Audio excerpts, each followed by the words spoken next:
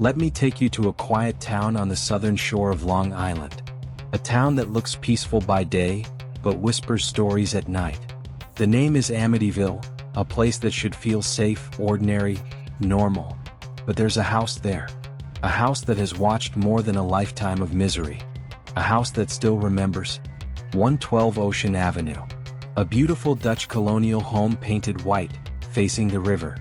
A perfect lawn, a boathouse, a gentle breeze moving through the trees. And at the top, 2 quarter-moon windows. They look just like eyes. Eyes that follow you. Eyes that never close. Some say the house has a pulse. Others say it breathes. But everyone agrees on one thing. Once you walk inside, something walks in with you. Now listen carefully, because this is where horror becomes real. It was the early morning of November 13, 1974. Around 3:15 a.m., the hour when the world sleeps deepest. Inside the house slept the DeFeo family. Ronald Sr., Louise, Dawn, Allison, Mark, John. And in the basement, the oldest son, Ronald Butch DeFeo Jr. No one knows what snapped inside him that night. Was it madness? Was it rage? Or was it something whispering to him in the dark? Butch picked up a .35 caliber rifle and walked down the hallway. He entered his parents' bedroom first. One shot, then another, then silence. He moved from room to room, shooting each family member while they slept. Not a single scream, not a single struggle. And here's where the story turns ice cold. Neighbors never heard a single gunshot. 6 people killed with a loud rifle. Yet no one woke up. No one ran. No one fought back. Every body was found face down, as if someone laid them to sleep before death came. It was murder, but it felt like ritual. Butch was arrested the next day. At first he blamed the mob, but soon he broke. He said voices told him what to do. He said the house wanted it. The court rejected his insanity plea. He received 6 life sentences. But the case didn't end with him, because the house was still there. Silent, standing, watching, waiting for someone new. House 1 year later, a new family arrives. George and Kathy Lutz, along with their 3 children, walked through the doors of 112 Ocean Avenue. They knew the history, everyone did. But the price was low. Too low. And a beautiful house like that? Hard to refuse. They thought they could create a fresh start. A new life. But houses remember. And this one wasn't done yet. Things were wrong from day one. Cold spots appeared in warm rooms. Windows unlocked themselves. Doors slammed without wind. There was a strange smell in the hallway. Sweet but rotten. Like dying flowers. At 3:15 a.m. every night, George would wake up. The exact time of the murders. He'd stare out the window. He didn't know why. He just felt watched. Something was pulling him. Something was calling. A priest came to bless the house. He sprinkled holy water, whispered prayers, moved through each silent room. When he stepped into one specific bedroom, he froze. He heard a voice, deep and angry, whisper right beside his ear. "Get out." He left immediately, didn't take his coat, didn't finish the blessing. He told the Lutz family not to go back in that room. They didn't listen. Some things don't need belief to be real. Scene 3 done. Then came the slime. Thick, green, sticky ooze slowly dripping down the walls. Not water. Not paint. Something alive. Something wrong. The children began talking to someone named Jody, a large, pig-like shadow with glowing red eyes. Sometimes she stood outside the window. Sometimes inside. Always staring. They say the house had been cleaned. But death has a way of staying behind, even after the blood is gone. On December 18, 1975, just over a year after the murders, George and Kathy Lutz, along with their 3 children, packed everything they owned into a truck and moved into 112 Ocean Avenue, Amityville. It was a beautiful winter morning. Snow collecting on roofs. Christmas lights glowing from neighboring homes. People smiling, unaware of what waited behind those walls. The Lutz couple got the house for only $80,000 with furniture included, every chair, bed, and table once owned by the DeFeo family. Even the beds where the bodies were found. Some say a low price is a blessing. Others say it's a warning. And the warnings had already begun. Red triangle pointed down the first night, a presence in the air. The moment they stepped inside, George mentioned something strange. A chill, not cold from the weather but cold from inside the house itself. A kind of cold that feels like someone is breathing on your neck. Kathy felt it too. She wrapped her arms around herself, like protecting her body from an invisible touch. The children, however, ran through the halls, laughing, exploring, unaware of the tragedy that lived in their new home. That night they slept peacefully. The house did not reveal itself immediately. No haunted place does. A haunting waits, watches, learns you first. Day 3, the house begins to whisper. It started small. Doors opening slightly on their own. A faint smell of perfume drifting through empty rooms.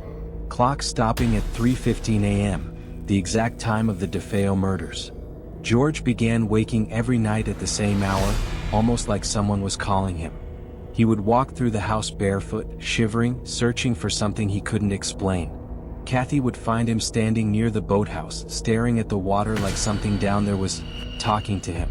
The kids complained of cold spots, freezing patches of air in perfectly warm rooms. One daughter, Missy, started talking to someone. A friend she claimed only she could see. She called her Jody. No one in the family knew how terrifying that name would become. Red triangle pointed down Missy and Jody, the invisible friend. Missy would sit in her room for hours, playing with someone that wasn't there. When Kathy asked her who she was talking to, Missy smiled innocently and pointed to the closet. Jody. She's a pig, with red shining eyes. Kathy laughed nervously, thinking it was just imagination. But one night, Kathy walked past Missy's room and froze. Missy was giggling, talking to the air, and the rocking chair beside her was slowly moving, back and forth, as if someone invisible was sitting in it. No wind, no one else awake, just a child, and something watching her. Red triangle pointed down sounds in the walls. George began hearing things too, not whispers, not words. Marching. Heavy footsteps pacing between the rooms where the DeFeo bodies had been found. When he ran to check, the footsteps stopped. Silence. But the smell remained, a thick odor of gunpowder and old blood. And sometimes late at night, George heard screaming. Not loud, not human. A soft, distant scream, like someone dying in another dimension. He never told Kathy about it. He didn't want her to be afraid. But fear had already chosen them. Red triangle pointed down. The house consumes George. Weeks passed and George began to change. He stopped shaving, stopped eating, stopped going to work. He spent every day chopping firewood, obsessing over the fire as if he needed it, like the flames kept something away. His eyes grew dark, his temper short. He was no longer the kind man Kathy married. It was as if the house was fasting on his sanity bite by bite, turning him into someone else, or something else. Kathy would wake at night and find George standing over the children, staring down at them like he didn't recognize his own family. And every time she asked what he was doing, he would answer the same cold sentence. I don't remember. Red triangle pointed down. Something evil woke the children. One night, a thud echoed through the hall. Then another. Then another. Not footsteps. Like a heavy body crawling across the floor. When George opened the door to the stairs, he froze. A green slime, thick, alive, was oozing from the walls. It dripped across family photos, covering faces, almost melting into the carpet. From upstairs, Missy screamed. When they ran to her room, her window was open, freezing air pouring in. Missy was shaking, pointing outside. Jody was here. She said she wants to take me tonight. Kathy held her daughter close. George checked outside. At the window, two red glowing eyes stared back at him from the darkness. Not animal eyes. Not human. Something else. Something waiting. The escape. Only 28 days later. Everything escalated. Furniture moved on its own. Doors slammed like fists hitting wood. Voices chanted from the walls. Deep, angry voices. And one night, Kathy woke to find herself levitating above the bed. Her body shaking violently, her hair pulled back by invisible hands. George grabbed her, screaming, crying, but when he pulled her down, she had bite marks on her shoulders. human bite marks. But no one else was in the room. That was the breaking point. At 28 days, not even a full month, the Lutz family fled. They left clothes inside closets, food on plates, lights still on. They never returned. They never even went back for their belongings. Whatever lived inside that house wanted them gone, or wanted them destroyed, and they escaped only because they ran. The Lutz family never looked back. People who drove past 112 Ocean Avenue the next morning said the lights were still on. A Christmas tree still glowing quietly in the living room. Presents placed beneath it. Shoes by the door as if a family had simply stepped out for a moment, but no one ever returned to claim them. No clothes. No photos. No memories. It was as if the house had eaten their life, and the world wanted to know why. Fire. The media storm begins. Within days, newspapers swarmed the story. Family flees Amityville house, claims it's haunted. Some reporters laughed. Others leaned in closely, waiting for details. TV stations parked outside the house like vultures around a dying animal.